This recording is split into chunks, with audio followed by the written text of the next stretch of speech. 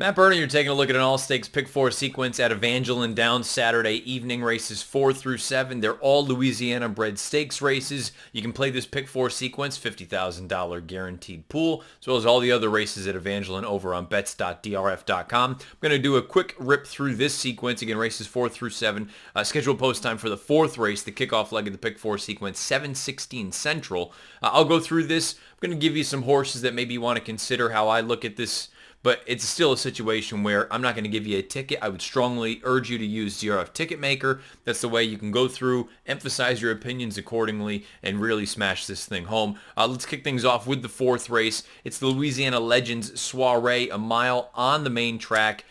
These, again, are Louisiana breds, fillies and mares, 3-year-olds. I'm looking at 4 horses in here, the 3, the 5, the 9, and the 10. The 3 Made for Life goes out for Laura Wohlers, paired up by her tops of 64. I think you could be looking at a forward move here. It's a little bit dangerous to trust a horse that's 1 for 10 with 6 minor awards thus far throughout her career, but she's only gone out for Laura Wohlers on 2 occasions thus far, and they've both been very solid from a numbers standpoint. I want to use this horse. I also want to use the 5, who is an uncoupled stablemate of the 3 horse. That is Good Profit, also goes out for Wohlers. I haven't seen this one since the beginning of April at Keeneland.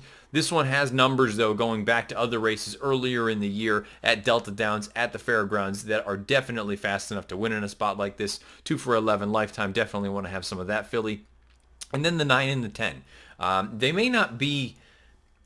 I'm trying to think of a good way of putting this. I don't know that they are the likeliest winners, but what they did in their most recent run, I think is hard to ignore, and I think you have to look at it and say, sure, they were giant jump-ups from a number standpoint, but the 9 Our Annabelle and the 10 Cicada Song, they both took tremendous moves forward in their most recent runs. Our Annabelle, I know it was going shorter, going 6 furlongs, but that 63 buyer and the 88 time form rating, those numbers are good enough to win in a spot like this. I want to take a chance here, have this filly somewhere on my tickets. And the 10 Cicadas Song, highest last out buyer in the field with a 66 for Al Stall Jr., highest last out raw time form rating with an 89.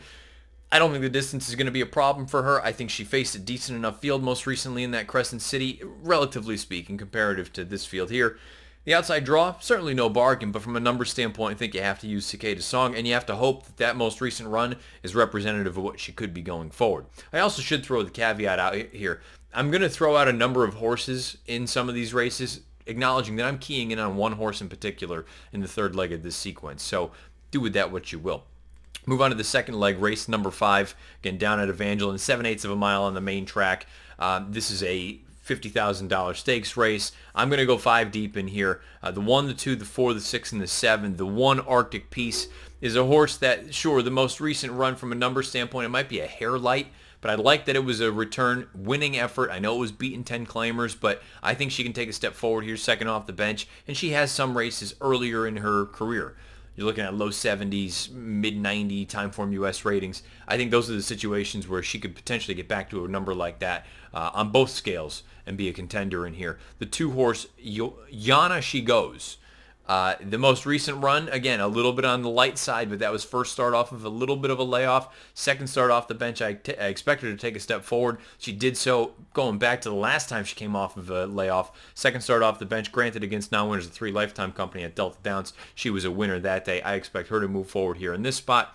The 4 horse, Double Down Brit, has paired up lifetime buyer tops of 70. She's 6 years old.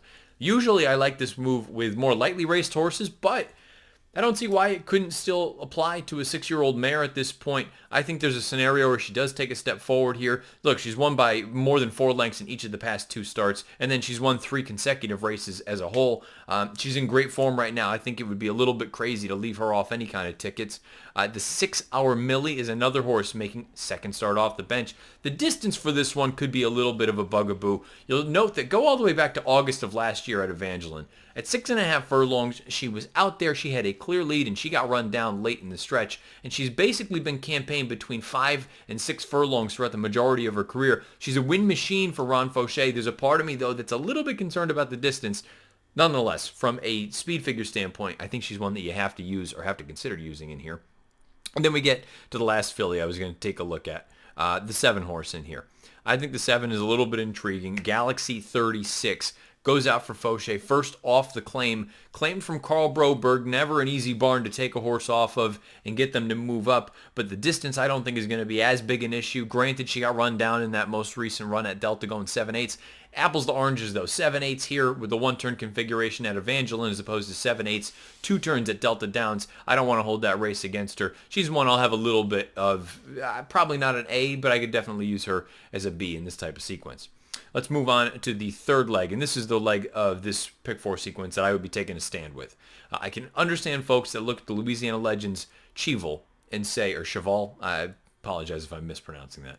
I can understand people that look at it and say, you know what, Trevelyan on the outside is a horse that you probably want to consider. Most recently came back, faced winners for the first time. Not only did he win, but earned a 76 buyer, highest last out in the field, goes out for a good barn.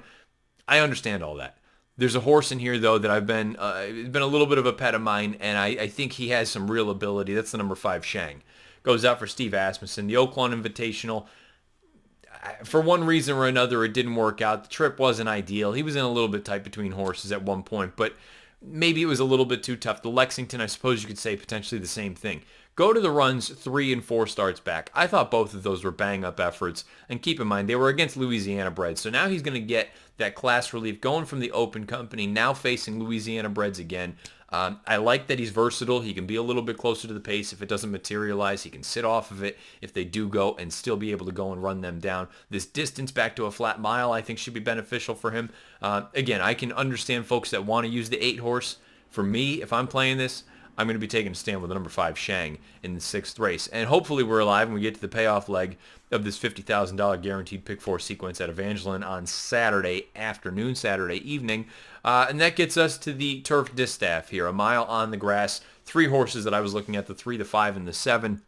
The 3 horse, the 5-year-old mare, Bermuda Star. She's rock solid, 6 of 20 lifetime, 14 out of 20 in the money. You take a look, draw a line through that muddy sealed race most recently. That's not her game. 2 starts back, first off the bench. She ran well enough. And the thing that you need to keep in mind, she ran against common foes. She wasn't embarrassed by him, but it's still a scenario where you're going to want to keep an eye on those 2 names, Is 2 as well as B's 10, because guess what? Those are the other 2 horses that I like in this spot. But she does have some races back that are interesting enough that if maybe at a more of inflated price, maybe she does have a puncher's chance in a spot like this. I mentioned those other 2 horses, Is 2 as well as, what was the filly's name? B's 10, I'm sorry. The 5 Is 2. It goes back to the turf, and the thing here with this filly, or she's 4 years old at this point, she's only run on the grass twice. One of them was off the layoff, one of them was second off the bench.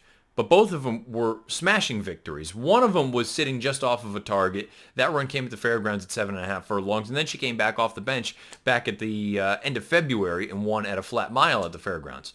Both of them by open legs, combined almost 11 lengths total, the win margins. She can win on the lead. She can win from just off of it. Her dirt races are respectable. I just think she's one of those horses that could potentially be just a racehorse no matter what. Runner shorter, runner longer, turf, dirt, doesn't matter. She's just going to show up and run. I think Is 2, you have to look at her as a major threat. Because keep in mind, that run at the fairgrounds, 3 starts back on the grass, she defeated Bermuda Star, the affiliate I just spoke about, and she also defeated B's 10. She won by 4 lengths. I don't know that the gap is actually genuinely that large between these fillies and mares, but it is hard to argue that the most recent time they all showed up against one another Is 2 humbled them. Now, the 7 horse B's 10 is the other one that I wanted to give a look to. From a buyer standpoint, she's a little on the light side for Asmussen, but she does have 2 races on her page, 2 and 4 starts back, where the Timeform US ratings are fast enough to make her competitive in here. The concern with those 2 races, they were run over turf with some give. One over yielding, one over good. Perhaps she needs a little bit of give to be at her absolute best, but she's another one that I don't think is totally without a chance in here in this race. So I want to use those 3 fillies and mares, the 3, the 5, and the 7 in the payoff leg of this $50,000 guaranteed pick 4 sequence. All Louisiana bred stakes races down at Evangeline on Saturday afternoon, Saturday early evening. Again, races 4 through 10. You can play this entire thing over on DRF Bets. You know the drill by now. Scheduled post time for the first leg of this all stakes, all Louisiana bred stakes. Pick 4 sequence, $50,000 guaranteed purse. 7:16 Central, race number 4 down at Evangeline Saturday. Good luck.